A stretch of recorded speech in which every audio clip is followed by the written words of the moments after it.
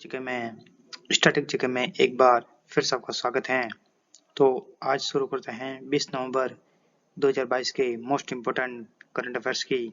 तो शुरू करते हैं आज के 20 नवंबर 2022 के पहला प्रश्न। तो पहला प्रश्न है, हाल ही में तो देखिए पहला प्रश्न है कि हाल ही में 18 नवंबर से शुरू हुए महाजन फायरिंग रेंज में आर्मी व एयरफोर्स के मध्य कौन सा अभ्यास शुरू हुआ है। यानी कि भी हाल ही में जो महाजन फायरिंग रेंज है जो कि बीकानेर जिले में आता है और यहाँ पर अभी 18 नवंबर से एक युद्धाभ्यास शुरू हुआ है जो आर्मी व एयरफोर्स के मध्य हुआ है। उसका क्या नाम है? तो इसका नाम है फायर पावर है। फायर पावर यह एक युद्धाभ्यास है जो कि आर्मी व एयरफोर्स के मध्य है और ये गारंटी है कि ये प्रश्न आने वाली भर्ती प्रतियोगिता प्रश्न पूछा जाए। क्यों पूछा जाएगा? तो अभी हाल ही में वन रक्षक परीक्षा में भारत और ओमान के बीच में जो युद्धाभ्यास हुआ था अल नजाह, जो कि इसी महाजन फायरिंग रेंज में हुआ था और ये प्रश्न पूछा गया था। इसी को मद्देनजर रखते हुए यह भी एक प्रश्न एग्जाम पॉइंट ऑफ से जरूर बनता है। तो देखिए क्या है। तो देखिए एशिया की महाजन फायरिंग रेंज में सेना का युद्ध अभ्यास जिसका नाम है फायर पावर, ये खास याद करिए इसका नाम है क्योंकि ये उस एग्जाम में भी ये अल नजाह पूछा गया था कि अल नजाह क्या है, ऐसे एक प्रश्न आया था। वही देखे तो इसका शुरुआत शनिवार से शुरू होगा और इस 3 दिवसीय युद्ध अभ्यास में आर्मी और एयरफोर्स संयुक्त रूप से दुश्मन के काल्पनिक ठिकानों को ध्वस्त कर अपनी ताकत को परखेंगे। यानी इसमें युद्ध अभ्यास करेंगे, काल्पनिक जगहों पर दुश्मन खड़ा रखेंगे, उनको बैठा जाएगा, फिर उनको किस तरह से उनको फायर करना है, कैसे उनको अटैक करना है, किस तरह से दुश्मन को ठिकाने लगाना है आदि इसके बारे में अभ्यास किया जाएगा। और इसी महाजन फायरिंग रेंज में भारत और ओमान के बीच में अल नजाह युद्धाभ्यास शुरू हुआ था जो कि अभी हाल ही में वन रक्षक भर्ती परीक्षा में ये पूछा गया प्रश्न है। और वहीं देखिए महाजन फायरिंग रेंज एक बहुत ही चर्चा में भी रहता है क्योंकि यहाँ पर अधिकांश जो युद्धाभ्यास तो यहाँ पर होते हैं और एक जोधपुर में ये युद्धाभ्यास ज्यादा होते हैं। और अभी हाल ही में गरुड़ 7 जो कि भारत और फ्रांस के मध्य हुआ है और अभी हाल ही में ये गरुड़ 7 सैन्य युद्धाभ्यास अभी समाप्त हुआ है जो कि जोधपुर में आयोजित हुआ था। तो ये खास ये जो सेना के जो युद्धाभ्यास होते हैं किनके बीच में हुआ और उनका क्या नाम है, ये खास बात ये जरूर ध्यान रखिए। वहीं आगे आज का दूसरा प्रश्न देखें तो अभी हाल ही में राज्य इकोनॉमी का हाल जानने के लिए रिसर्च फर्म इक्रा ने GSVM पैमाने पर राज्य का कृषि की रैंक क्या है। यानी कि एक रिसर्च है, रिसर्च फर्म इक्रा ने एक पैमाना लिया है GSVS और उसके आधार पर हमारे राजस्थान की कृषि रैंक क्या है। और यह तो ये भी एक प्रकार से ऐसा प्रश्न बनता है क्योंकि जो रैंक वाले प्रश्न है या कोई रिपोर्ट से भी ज्यादा कई बार प्रश्न बनते हैं। तो देखिए अगर इसमें देखें तो हमारे राजस्थान की कृषि रैंक क्या है इस रिसर्च फर्म इक्रा के द्वारा। तो देखिए इसकी जो हमारे राज्य की कृषि की रैंक है जो कि 5.8% है।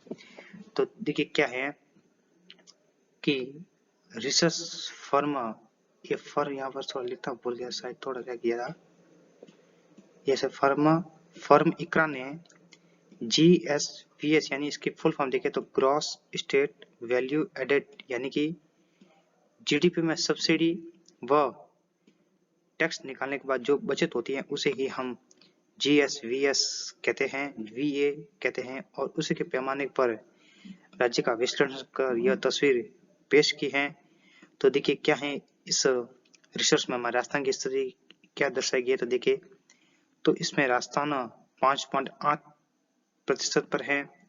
वहीं अगर उद्योग जगत में देखें तो वहीं उद्योग की तरक्की में देश के औसत से हम पीछे हैं, यानी कि ये रिसर्च कहती है कि हमारा राजस्थान उद्योग की तर्क में देखें तो देश की औसत से कम है, जिसमें राज्य की स्थिति -5.6% है।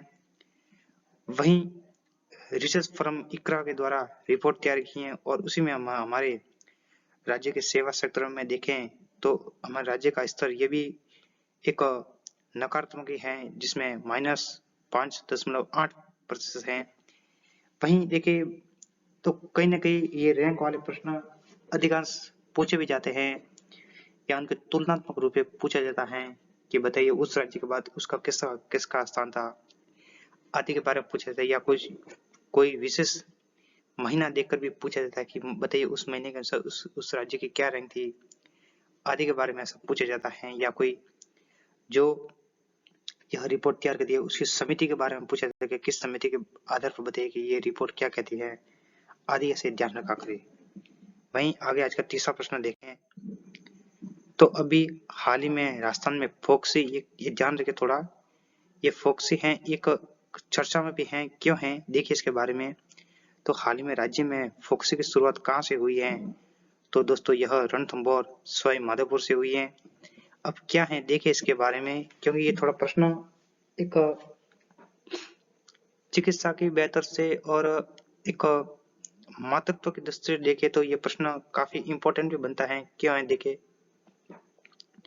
तो जिस तरह प्रधानमंत्री सुरक्षित मातृत्व दिवस के तहत देश में हर महीने 9 तारीख को गर्भवती को निःशुल्क परामर्श दिया जाता है, यानी कि प्रधानमंत्री सुरक्षित मातृत्व दिवस है और उसके तक आगे हर महीने की 9 तारीख को जो गर्भवती स्त्री होती है उनको निःशुल्क परामर्श दिया जाएगा, उनको यानी कि उनको बताया जाएगा क्या सही है, क्या करना गलत है, क्या खाना सही है आदि इनके बताई और ठीक उसी के तर्ज यानी कि ये प्रधानमंत्री सुरक्षित मातृत्व दिवस है उसी के तर्ज पर देखें तो अब हर माह 18 तारीख को जो नॉन प्रेग्नेंट महिलाओं को भी अब निःशुल्क परामर्श दिया जाएगा, यानी कि अब जो महिला गर्भवती नहीं है उनको भी इस फोक्सी के माध्यम से अब उनको हर महीने की 18 तारीख को निःशुल्क परामर्श दिया जाएगा, उनको भी एडवांस जानकारी दी जाएगी कि प्रेगनेंसी काल में क्या सही है, क्या गलत है, क्या खाना चाहिए, किस किस का ध्यान रखना है, कौन सी एक्सरसाइज करनी है, कौन सा योगा ठीक रहेगा, ऐसे अधिक इस बारे में बताया जाएगा। और वहीं देखे तो देश में गायनिकोलॉजिस्ट की सबसे बड़ी संस्था है federation of obstetrics and gynaecologist society of India, जिसे हम शॉर्ट में फोक्सी कहते हैं, और ने यह बीड़ा उठाया है, यानी कि देश के सबसे बड़ी एक संस्था है गायनिकोलॉजिस्ट की सबसे बड़ी संस्था है जिसका नाम है federation of obstetrics and gynaecologist society of India, जिसे शॉर्ट में फोक्सी कहते हैं, और इसने यह सबसे बीड़ा उठाई और देखिए इस मुहिम को इन्होंने क्या नाम दिया है, तो बदलाव, तो इन्होंने इसका नाम दिया है बदलाव क्लिनिक, इसका नाम दिया गया है। वहीं देखिए इन्होंने इसका नाम दिया है, क्या नाम दिया है, तो बदलाव क्लिनिक ये नाम दिया गया है, तो खास कर ये ध्यान रखें थोड़ा। वहीं इसकी लॉन्चिंग देखें तो इसकी लॉन्चिंग 18 नवंबर को रणथंभौर में गायनी विशेषज्ञ की एक नेशनल कॉन्फ्रेंस हुई थी और उस नेशनल कॉन्फ्रेंस में इसकी शुरुआत की है फोक्सी की, जो कि एक काफी बढ़िया है, सरकार के द्वारा ये बहुत ही अच्छी पहल है।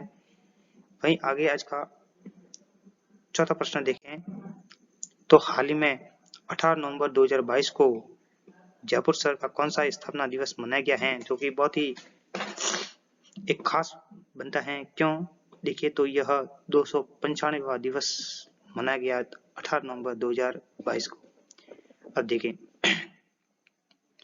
18 जयपुर की स्थापना 18 नवंबर 1727, ये ध्यान रखें, खास तारीख याद रखिए, 18 नवंबर 1727 को सवाई जयसिंह के द्वारा की गई और उसे कछवा वंश की राजधानी बनाई गई।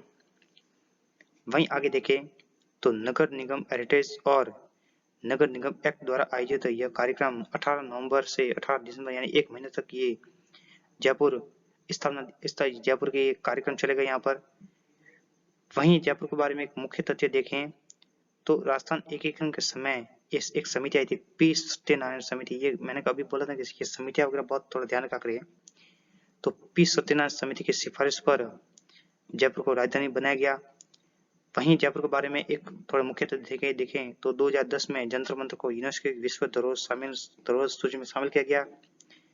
वहीं ठीक 3 वर्ष बाद 2013 में आमेर दुर्ग को भी विश्व की धरोहर सूची में शामिल किया गया और 2019 में जयपुर परकोटे को यूनेस्को की विश्व धरोहर सूची में शामिल किया गया। और खास बात देखें तो 1990 में जयपुर की सांबर झील को आर्द्र भूमि घोषित किया गया, जो कि जिसे वेटलैंड कहते हैं, जिसे नम भूमि भी कहते हैं, जो कि एक बहुत ही बढ़िया सवाल बनता है एग्जाम पॉइंट ऑफ से।